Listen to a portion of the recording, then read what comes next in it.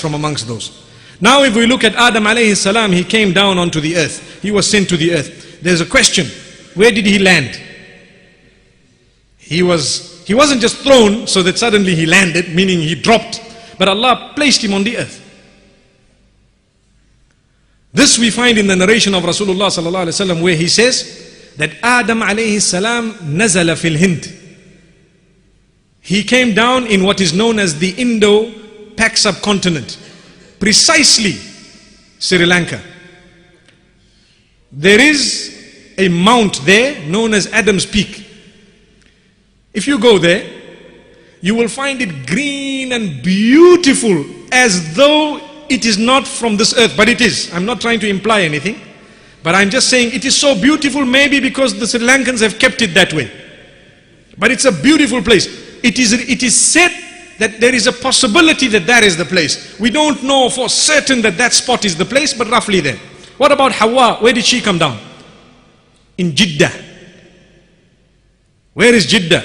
Jeddah is in the Arabian Peninsula, in what we know today as Saudi Arabia. And what is the meaning of Jeddah or Jeddah or Juddah? It means the grandmother. It is named after her. Subhanallah. Now what happened? They started looking for each other. I remember, meaning I can imagine, I'm just saying it for myself, I can imagine them thinking, I remember there was someone, we had Hawa here, where is she? Let's start looking. And he started looking, subhanallah. If you picture it, you can imagine. And Adam alayhi salam began to walk. And he started walking towards where the sun was setting. He started walking towards the west. And Eve, Hawa alayha salatu wasalam, as a female, she didn't walk too much, but she also tried to look for Adam alayhi salam. No, that does not mean that women are not interested. No, not at all, not at all. And according to what some of the historians have to say, they met in Arafah. And this is why, where the white pillar is, the historians have made mention of, I haven't found it in a correct narration, authentic narration, but they say that where Arafah is, where we actually gather, that is where the two met. Wallahu a'lam, Allah knows best. And this shows us, subhanallah, that man,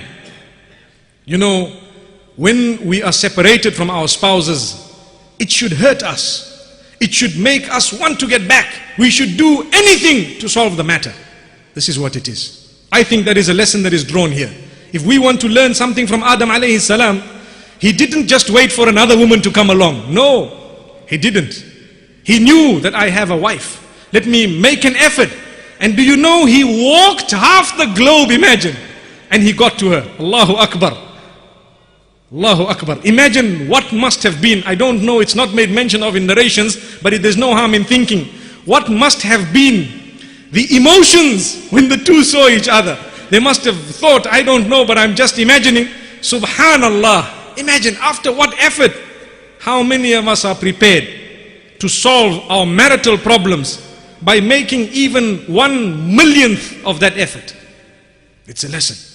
Today, a small thing, we flick the marriage off. Small thing, flicked off. Go for someone else. Small thing, it didn't work. Why? For what? May Allah subhanahu wa ta'ala open our door.